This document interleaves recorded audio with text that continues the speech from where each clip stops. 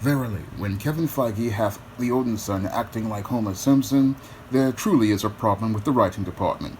Coming to paperback and e-readers this April, Isis: Revenge of the Cyber Goddess. The goddess next door must take on the threat of a deadly digital diva driven to destroy the world in this action-packed all-new Isis series adventure. Get Isis: Revenge of the Cyber Goddess in paperback and e-readers this April. After watching Thor Love and Thunder and the 6th episode of She-Hulk, it's clear to me that the standards at Marvel Studios have fallen. And I have to wonder how far they have to fall before Marvel Studios hits rock bottom in terms of writing.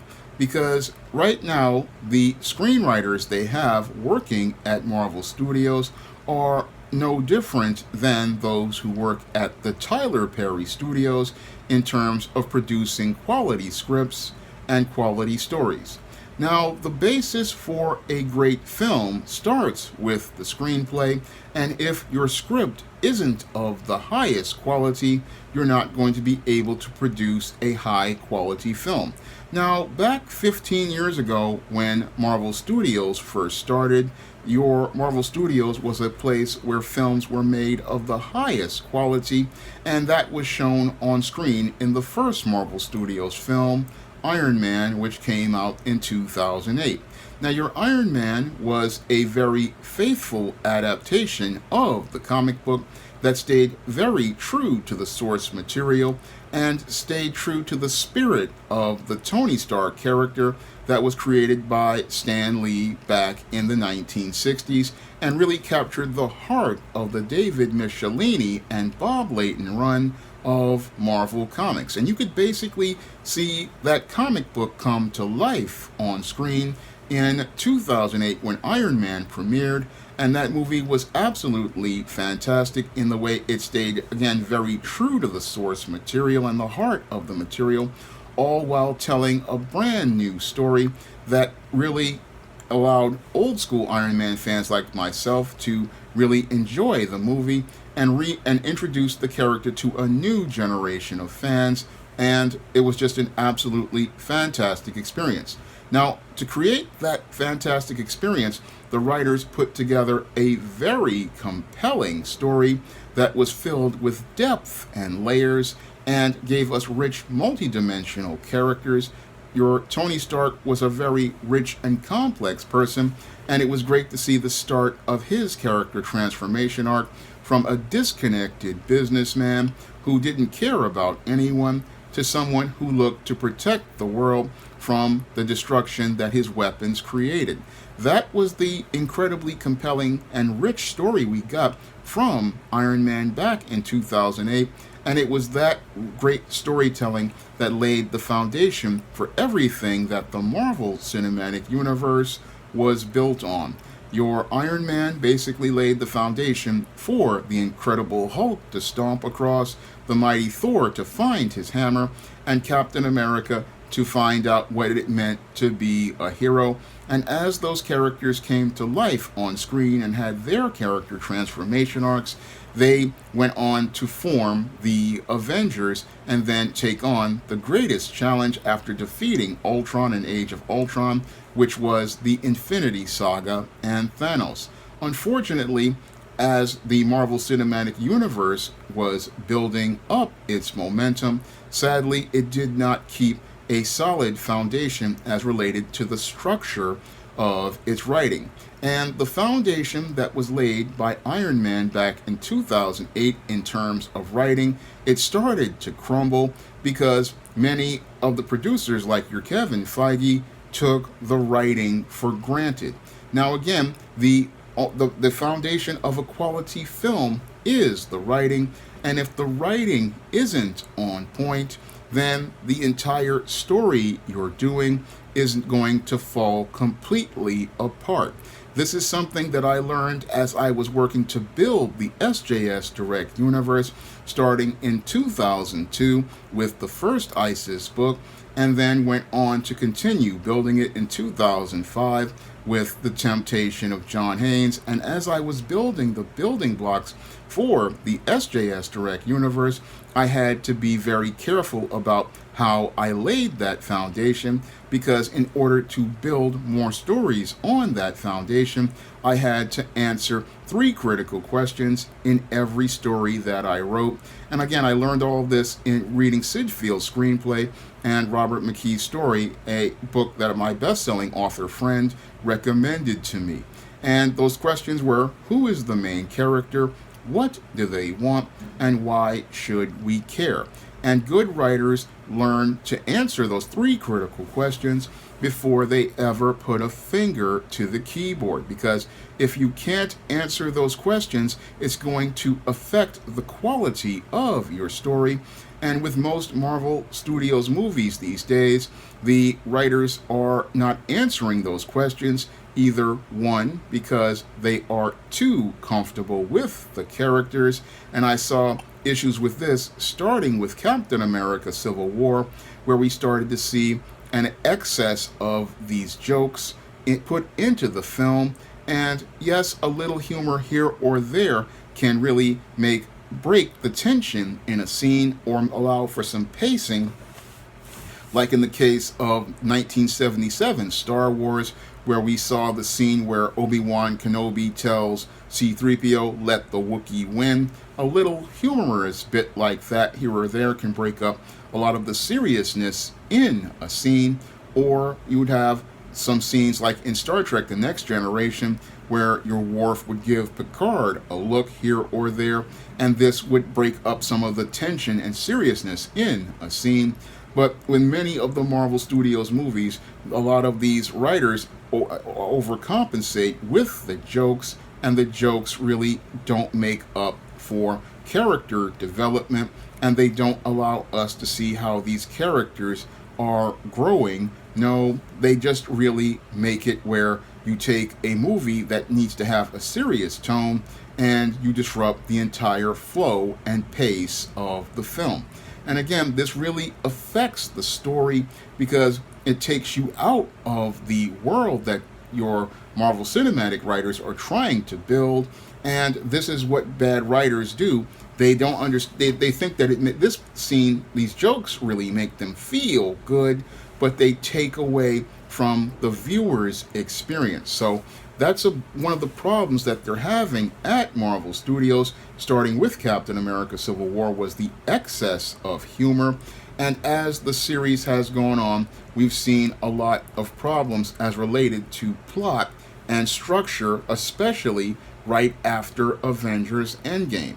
It's like after Avengers Endgame, the wheels fell off the entire Marvel Cinematic Universe, and the entire foundation of the Marvel Cinematic Universe that was set in concrete in 2008 started to crumble because the writers that they were bringing in really did not really understand the whole concept of fantasy writing, nor did they understand the foundations of good basic storytelling. And because they didn't understand the foundations of fantasy writing and good basic fantasy storytelling, what we're seeing are movies that are all part of Phase 4, that in some cases are extremely uneven, like Black Widow, and really don't have a real place as related to being a building block for moving the story along. Or we're seeing movies like Eternals, which are long and meandering because the screenwriter really did not have too much of a focus as related to a main character, and they couldn't tell us what these characters wanted to do, and they couldn't make us care because you created all these characters to check off diversity boxes, but you did not give them personalities, you did not give them voices, you did not really give them any sort of motivation for what they want to do. And these, again, are hallmarks of bad writing. But the writing at Marvel has gone from bad to worse as I was sitting there watching Doctor Strange and the Multiverse of Mediocrity, And the movie Doctor Strange in the Multiverse of Mediocrity, yes, Sam Raimi did a beautiful job with all of the visuals in that film, but that film suffered because, one, they could not give us a clear main character because what your writers wanted to do was bait and switch us as related to Stephen Strange to Wanda Maximoff, and two, they did not write an antagonist that could make us care. Yes, they wanted to go out here and make your Wanda the main focus of the movie by making her a villain, but the transition was really sloppy and uneven because it did not fit organically into the WandaVision series, and her coming out as the bad guy really felt really forced, and it never really felt organic, especially to a new viewer like myself. When I looked at the scenes of Wanda being presented as the villain, it came across again as really forced, and her motivation was not very clear as related to everything. Yes, they say she wanted to go back to a reality where her sons were alive, but this was not really well thought out as I saw it as related to the story. And your Doctor Strange, his story as related to what he wanted, really didn't have any sort of focus at all. I'm still wondering what was the purpose of Stephen Strange in this movie, outside of being a plot device with America Chavez to move the story ahead. And when you have characters being used as plot devices, that keeps them from becoming people, and it's just that they're there conveniently for being there. And this was one of the signs to me that the writing at Marvel Studios had really gone into a serious state of decline. Now, your Stephen Strange's character transformation arc really didn't come across to me in his story, and he didn't really get to have the story he should have had, because as I saw it, if you wanted to do a multiverse of madness, it should have been Doctor Strange fighting Nightmare, and he should have been fighting Nightmare as related to your Scarlet Witch's dreams being controlled by your Nightmare, who was manipulating her so that he could manipulate reality to make his nightmare a reality. That's a story that would really be compelling as I see it, and I'm just coming off the top of my head. And when I looked at Doctor Strange in the Multiverse of Madness, it showed me that there was really no focus on the writing, because with a couple of more drafts of that script, you might have had a classic, but it just shows how low the standards had fallen at Marvel Studios in Phase 4, and those standards got even lower with your Thor, Love, and Thunder. Now your Hakuna Matata, Wakita Watati, whatever his name is, he was just caught up in his own ego over the success of Thor Ragnarok. And yes, your Thor Ragnarok had fantastic visuals, but in Thor Love and Thunder, you had some of the worst writing I have ever seen since Why Did I Get Married 2, which is one of the worst Tyler Perry movies I have ever seen in my life. And the plot of Thor Love and Thunder basically felt like Tyler Perry's Why Did I Get Married 2. The writing on this film was so inept that I was shaking my head, because what I saw in the opening scenes was like something out of one of the worst episodes of Hercules: The Legendary Journeys. Now, all of a sudden, you have your Gore, who is suffering in this desert. His daughter dies, and he's in this melodramatic wandering into this forest, and there he runs into a god, and conveniently, this necro sword is there. This is just basically a plot device just to move the story forward, and we really don't get to know Gore as a person, because the screenwriter wrote a very shallow and one-dimensional presentation of Gore. We don't get to know him, we don't get to know his daughter, and instead of giving us an active scene which shows us these characters, what we get is a passive sequence which tells us about Gore, instead of showing us why your Gore is suffering and showing us a reason to care about Gore and really understand his motivations for being a villain. No, we get a very shallow sequence which just basically is there to be there, and a plot and a scene with this necro sword that is conveniently there so he can conveniently kill this god so he can have a reason for the film to go on. Again, these are approaches that your Tyler Perry uses in his movies, and that's why his movies are just reviled all across the entertainment industry, because your Tyler Perry doesn't understand how to write, and it seems like the writers they're getting at Marvel Studios don't really know how to write, because all across your Thor Love and Thunder, we see Thor, the mighty Asgardian. He's been turned into Homer Simpson by the end of the movie. I mean, that was the saddest part about Thor Love and Thunder, in addition to the just completely underdeveloped characters, the underdeveloped stories. I mean, you have Thor, who's with the Guardians of the Galaxy, and then conveniently we get another passive scene where your Sif is telling him about Gore the God Butcher. No, we needed to see Gore being a bad guy, we needed to see Gore being a threat, and we needed to see the danger of Gore. Unfortunately, instead of showing us the danger of Gore, your Thor Love and Thunder wants to give us a sequence with him fighting the Guardians of the Galaxy, and instead of showing us the threat of Gore the God Butcher. And again, this transition is really sloppy because you really need to build up the threat of the villain, and you need to build them up so that we can see how dangerous they are. And effective scenes like this, like were shown in Superman 2, where we saw the 3 Kryptonians and the way they basically were terrorizing the Earth, showed us how dangerous your 3 Kryptonians were. But your Gore the God Butcher is shown basically passively, and we get Sif with a chopped off arm, and we're supposed to believe that he's a God Butcher because of that. Again, Tyler Perry level writing, because Gore doesn't get the development that we need to see. We need to see him being angry. We need to see him doing these things, and that's going to make us dislike him. But this leads to another really bad writing trope of Marvel Studios movies, which is making the villain sympathetic. Now, your Marvel Studios has had problems with its antagonists for years, and they've never really been able to build up their villains because they're too busy wanting us to sympathize with them. Well, the audience doesn't want to sympathize with the villain. No, the audience wants to dislike the villain, and in some cases they want to hate the villain.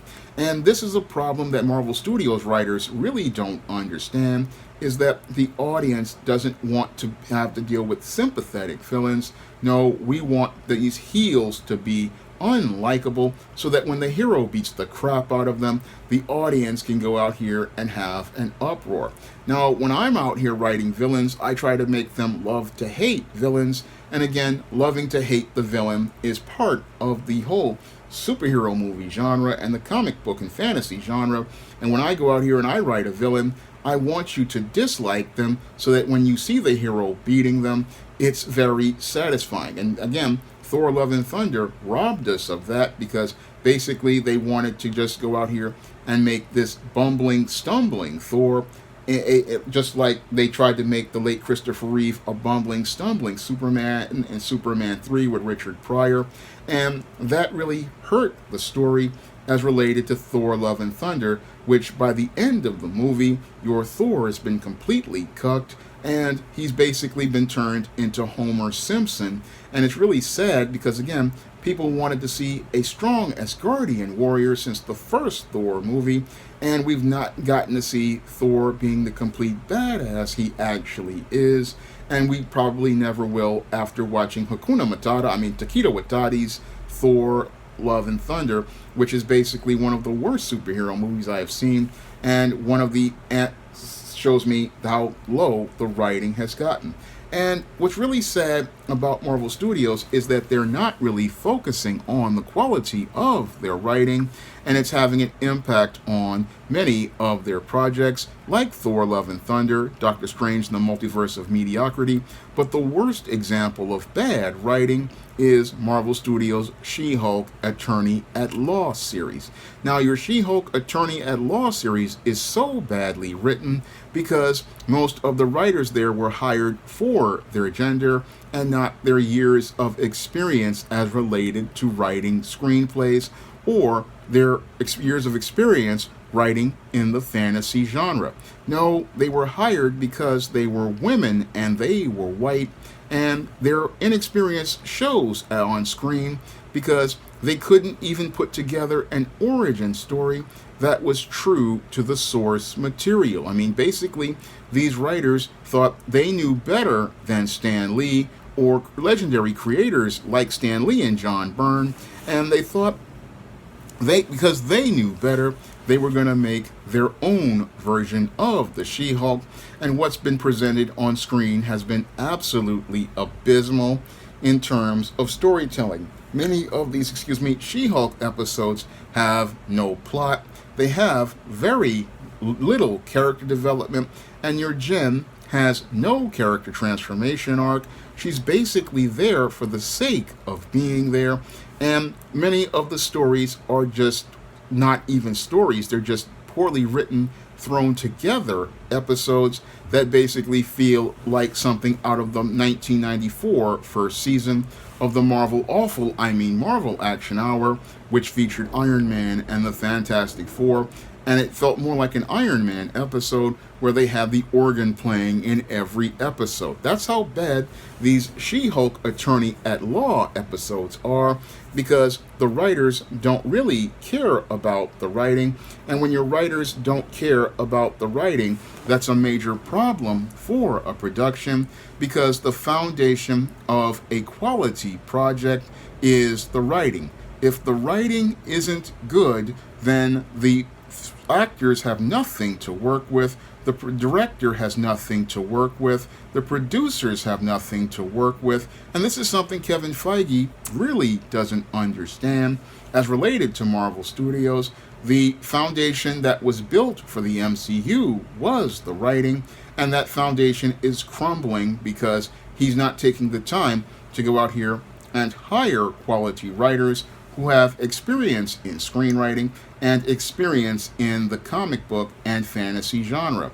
Because if you had a quality writer on these MCU movies and these MCU Disney Plus productions, you would see higher quality on screen, but you're not seeing that these days because the writers really have no idea to focus on a main character, because they're focused mostly on baiting and switching to promote identity politics, and they're also focused on promoting social justice instead of focusing on compelling storytelling. And this is why many of their productions are not really as successful as they were back in 2011 or 2012 when the Avengers came out.